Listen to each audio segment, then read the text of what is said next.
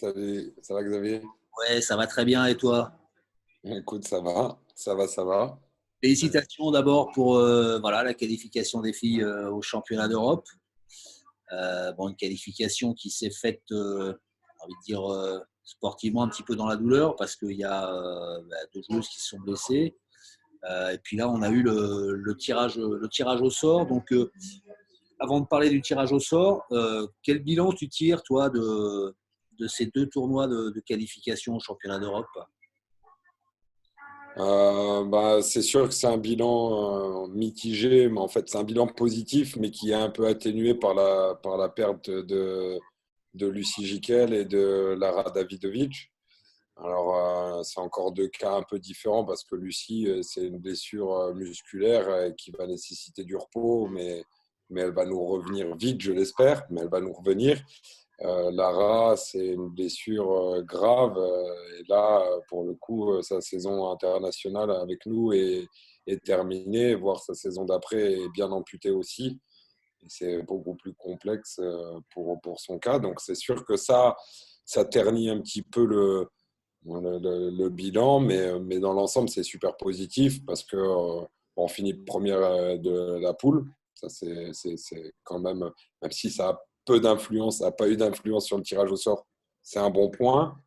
Et puis, on a réussi à prendre notre revanche contre la Hongrie en allant les battre chez elle. Donc ça, c'est super. On a réussi aussi à faire jouer toutes les joueuses de la qualification qui étaient dans ce groupe France pour la qualif. Donc ça, c'est aussi un bon point. Et puis, on a des jeunes joueuses qui ont aussi fortement poussé et performé sur ce tour-là. Donc, c'est aussi de très bon augure pour la suite de cette équipe de France. Alors c'est vrai que ce qui est positif, c'est qu'avec la perte de Lucille Giquel et de Lara, les malheureuses, vous avez su, et les filles ont su trouver des solutions et continuer à être positives. Et puis, comme tu l'as dit, voilà, à prendre la revanche sur la Hongrie. Et notamment sur ce match, t'as parlé des jeunes. Il y en a une qui a marqué forcément les esprits, c'est la petite Respo, que tu connais bien parce que tu entraînes les jeunes en devenir. Quel regard tu portes sur sa performance? Elle a vraiment bien suppléé Nina Stojilkovic sur le poste de passeuse sur ce match-là. C'est sûr que par rapport à l'exigence du poste, puisqu'on parle quand même du poste de passeuse, meneur de jeu, elle a rempli quand même plus que la tâche. Sincèrement, elle a fait preuve de maturité, d'autorité dans la façon dont elle est rentrée. Elle a pris le jeu à son compte. Elle a tenté des choses, notamment avec le jeu au centre. Enfin, elle a fait une prestation vraiment très complète. C'est hyper positif. C'est sûr qu'à titre personnel, et je pense aussi à Jacques Béraud et Laurent Delacour qui travaillent à l'IFVB avec moi. Bah, c'est sûr qu'à titre personnel, c'est une satisfaction. C'est un plus. C'est des filles qu'on a poussées toute l'année, sur lesquelles on a énormément travaillé. Et voilà, on voit le fruit de notre travail à travers ces performances-là. Donc, c'est hyper positif pour elle aussi, puisque c'est bon, toujours taxé de, dire méchamment, mais de potentiel. Au bout d'un moment, on en a plein la tête. Et puis là, bah, finalement, on voit bien que le potentiel, il est quand même déjà bien au niveau. Il peut déjà apporter énormément de choses à ce groupe France. Donc, c'est vraiment top. Et elle a fait ça très bien. Elle a fait ça avec beaucoup d'intelligence. Et puis, et bien aidé aussi par les cadres de l'équipe qui l'ont parfaitement accueilli dedans, qui l'ont aidé quand ça a été un peu moins bon. Et ça a vraiment créé une belle dynamique autour de son entrée. Quels autres motifs de satisfaction tu retiens ou vous retenez avec les autres membres du staff de ces 6 matchs?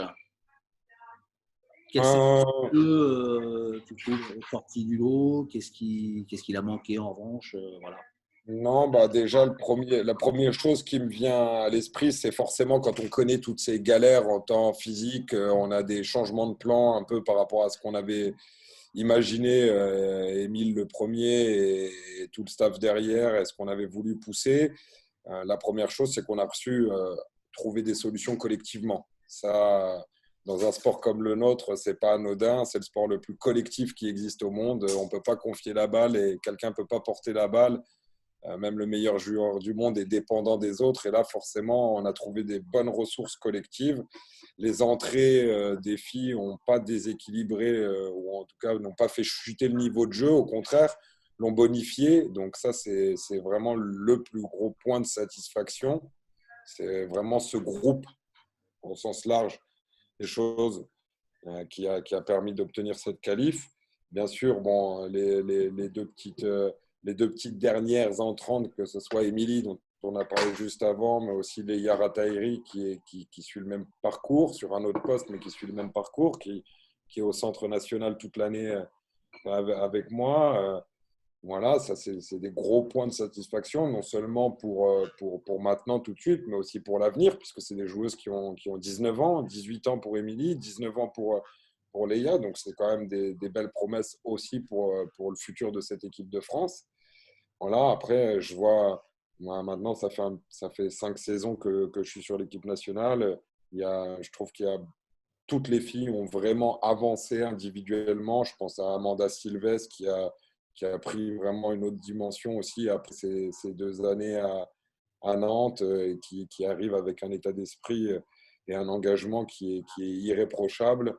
Je vois aussi bon, Elena Cazot qui sort fort de sa saison avec ce doublé qu'elle a réalisé avec son club de Mulhouse qui arrive. Je vois une fille comme aussi Aizaline Sagerbaider qui tient parfaitement son rôle de joueuse plus expérimentée, plus capée et qui chapeaute bien tout ce groupe-là. Donc c'est vraiment intéressant. On a vraiment une belle force collective et tout le monde là-dedans, individuellement, a haussé son niveau de jeu et l'état d'esprit est là. Donc voilà, c'est vraiment ça que moi je retiens là de cette première partie estivale. Bon, de l'état d'esprit positif et de la combativité, il va en falloir avec ce championnat d'Europe, puisque le tirage au sort a été fait. Donc, un tirage au sort, si tu veux bien t'y prêter, que tu vas nous commenter, on va prendre les adversaires les uns après les autres. Et si on commence par les trois premiers, Serbie, Azerbaïdjan, Russie, c'est pas du lourd, c'est du très, très, très lourd, c'est du gros calibre. Alors, un mot sur chacune de ces équipes. Bah, c'est sûr que là, je ne vais pas, bon, pas tomber, mais je pense qu'on a tiré un peu la poule de la mort, ou en tout cas une poule très relevée. Effectivement, la Serbie qui sera chez elle, on ne présente plus cette nation autant en garçon qu'en fille, une nation ultra dominante de ce sport. Voilà, c'est un honneur de pouvoir les rencontrer. On les avait déjà rencontrés en 2019.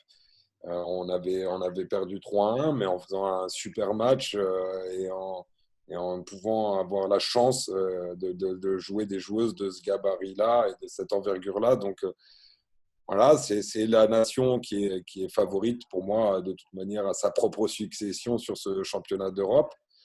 Donc voilà, donc l'ogre un petit peu de la compétition et du volleyball mondial sera dans notre poule et puis bah, il va falloir encore une fois les affronter. Donc ça c'est top. Je pense que c'est top pour le groupe France et pour tout ce que ça peut nous apporter en termes d'expérience. Voilà. Derrière l'Azerbaïdjan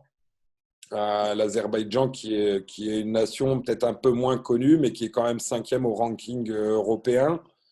Voilà, c'est sûr que bon, on va en avoir un petit avant-goût puisqu'on les rencontre dans une semaine lors de la Golden League.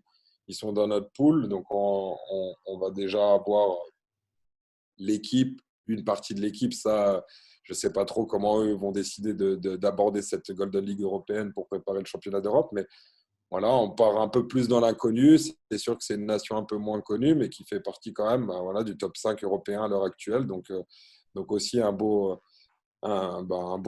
morceau. Et puis le troisième, bah, la Russie.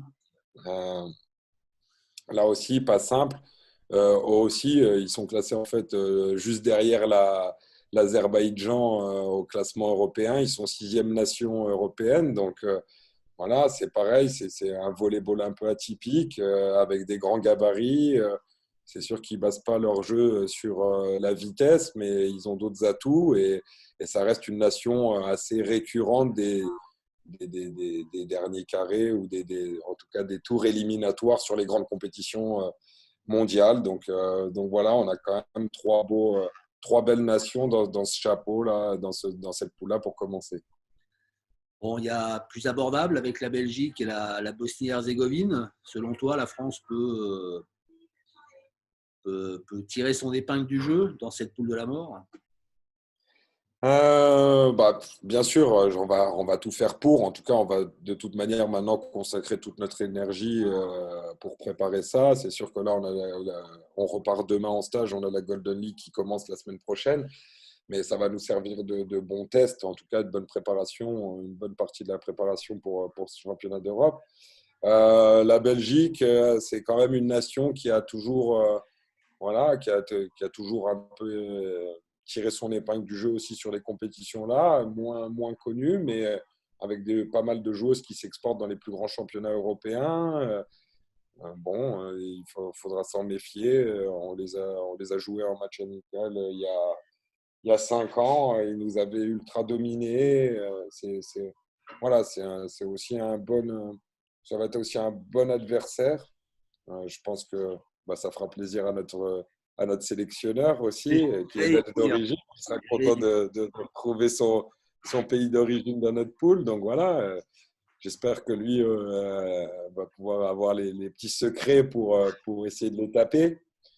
Et puis la Bosnie, seule nation pour l'instant qui est classée derrière nous au ranking dans cette poule-là, mais qui sort d'une qualification où ils ont quand même sorti la Slovénie.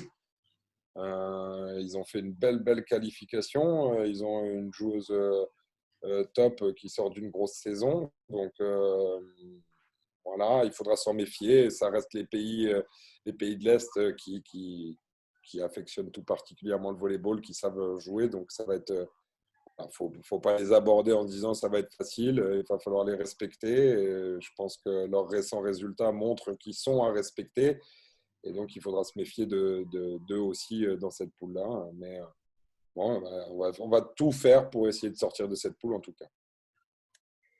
Félix, merci beaucoup pour De rien. ce bilan et cette analyse des adversaires de la France au championnat d'Europe. Bonne reprise demain avec les filles et tout le staff. On sera tous derrière vous, toute la France du volley et même au-delà, voilà, pour suivre vos performances à venir. À très bientôt, Félix. À très vite. Merci beaucoup. Salut.